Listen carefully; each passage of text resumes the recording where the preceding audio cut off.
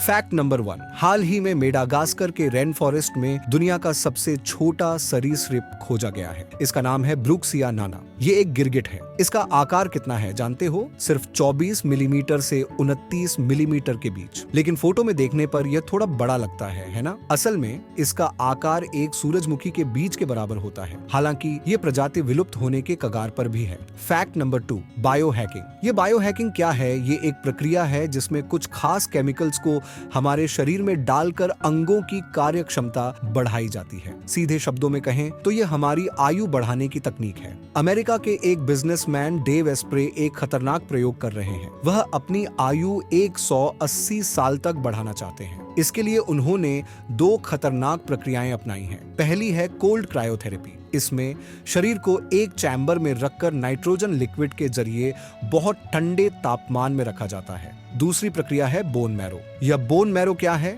यह हमारी हड्डियों के बीच एक स्पंज जैसा पदार्थ होता है जो red blood cells, white blood cells और हिमेटोपोइटिक स्टेम सेल्स का उत्पादन करता है। हड्डियों से स्टेम सेल्स निकालकर इन्हें अपने शरीर के अंगों में इंजेक्ट करवा रहे हैं। ये स्टेम सेल्स हमारे शरीर की बाकी रक्त कोशिकाओं को सक्रिय बनाते हैं और अंगों की लाइफ स्पैन बढ़ाते हैं। इस प्रक्रिया के लिए उन्होंने 13 करोड़ रुपए से ज्यादा खर्च किए हैं। परिणाम क्या होंगे यह भविष्य में ही पता चलेगा। फैक्ट नंबर 3, इस फोटो को ध्यान से देखिए। इसमें 2 चीजें हैं। अगर आपको पता है कि ये क्या है तो वीडियो को रोककर नीचे कमेंट कीजिए। पहली चीज है सुई नीडल और दूसरी है हनी बी का डंक, ततैया का डंक।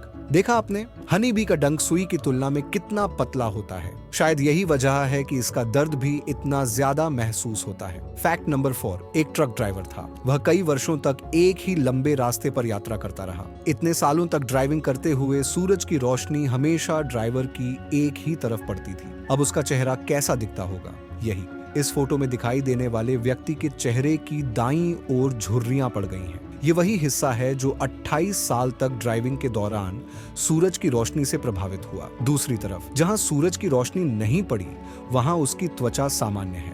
फैक्ट नंबर 5, अक्सर छोटे बच्चे गलती से पेट्रोल पी लेते हैं। अब सवाल ये है कि अगर कोई पेट्रोल पी जाए तो हमारे शरीर में क्या बदलाव होते हैं और इसका उपाय क्या है? सबसे पहले पेट्रोल में लगभग 150 अलग अलग केमिकल्स होते हैं। अगर थोड़ी सी मात्रा भी पी ली जाए तो हाइड्रोकार्बन हमारे खून में प्रवेश कर जाते हैं और सेंट्रल नर्वस सिस्टम की कार्य क्षमता को कम कर देते हैं। इससे दिमाग को नुकसान हो सकता है, सांस लेने में दिक्कत हो सकती है और दृष्टि कमजोर हो सकती है। ज्यादा मात्रा में पीने पर मृत्यु का खतरा भी हो सकता है। अगर गलती से थोड़ी मात्रा पी ली जाए तो तुरंत यह करना चाहिए।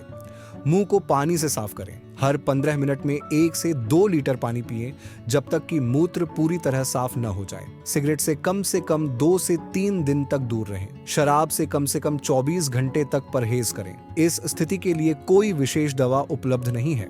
फैक्ट नंबर 6, अब मैं आपको एक कॉन्स्पिरेसी थ्योरी के बारे में बताने जा रहा हूँ, यानी ऐसा कुछ जो दुनिया से छिपा कर रखा गया हो। ध्यान से सुनिए। आधिकारिक तौर पर अंतरिक्ष में जाने वाले पहले कॉस्मोनॉट थे यूरी गगारिन। वह 12 अप्रैल 1961 को अंतरिक्ष में गए थे। लेकिन 2 इटालियन ब्रदर्स जो रेडियो टेलीस्कोप के जरिए स्पेस से आने वाले रेडियो सिग्नल सुनते थे, उन्होंने कुछ अलग ही दावा किया। इन दोनों ने 1960 से 1963 के बीच अंतरिक्ष से 9 अलग अलग वॉइस क्लिप्स रिकॉर्ड की। इनमें से पहली क्लिप फरवरी 1961 में रिकॉर्ड की गई, जिसमें एक कॉस्मोनॉट की सांस रुकने की आवाज सुनाई दी। ये वही ऑडियो क्लिप है।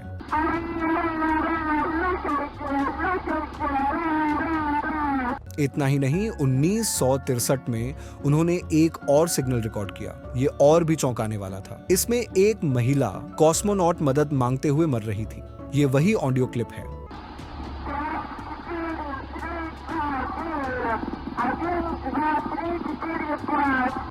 ऐसा माना जाता है कि वह महिला अंतरिक्ष में जाने वाली पहली महिला थी। उन्होंने सफलतापूर्वक अंतरिक्ष में प्रवेश किया, लेकिन लौटते समय उनके स्पेस कैप्सूल में तकनीकी खराबी हो गई और वह जलकर खत्म हो गया। उस समय अमेरिका और रूस के बीच कोल्ड वॉर चल रहा था। रूस को डर था कि अगर यह घटना सार्वजनिक हो गई तो उनकी प्रतिष्ठा खराब हो जाएगी, इसलिए उन्होंने इस पूरे मामले को गुप्त रखा। हालांकि इन ब्रदर्स के रिकॉर्डिंग्स के अलावा इसे साबित करने के लिए कोई ठोस सबूत नहीं है। रूस ने इसे एक अफवाह बताकर खारिज कर दिया। सच क्या है यह तो कोई नहीं जानता। ते सन वेबसाइट पर आए इस आर्टिकल को देखिए। क्या आप जानते हैं कि हमारे विश्व में कुल कितना पैसा सर्कुलेट होता है? मनी वैल्यू को देखें तो यह 215 ट्रिलियन डॉलर है। अगर हम संपत्ति और एसेट्स को देखें तो वह 217 ट्रिलियन डॉलर है। अब इन दोनों को मिलाते हैं। ऐसा क्यों? क्योंकि अगर पूरी संपत्ति को भी पैसे में बदल दें तो कितना होगा? 432 ट्रिलियन डॉलर। ये 432 ट्रिलियन डॉलर हमारे विश्व में मौजूद कुल संपत्ति मान लें। अगर इस संपत्ति को हर व्यक्ति में समान रूप से बांटना हो तो एक व्यक्ति को कितना मिलेगा? पहले यह जानने के लिए हमें हमारी जनसंख्या का पता होना चाहिए। लगभग 7.9 बिलियन यानी 790 करोड़। अब 432 ट्रिलियन डॉलर को 790 करोड़ से विभाजित करें तो प्रति व्यक्ति 55,683 डॉलर आएंगे। इसे भारतीय मुद्रा में कन्वर्ट करें तो हर किसी को लगभग 40 लाख रुपए मिलेंगे। यह फैक्ट थोड़ा अलग है। अब मान लीजिए कि इस मैप को एक फ्लोर मानते हैं।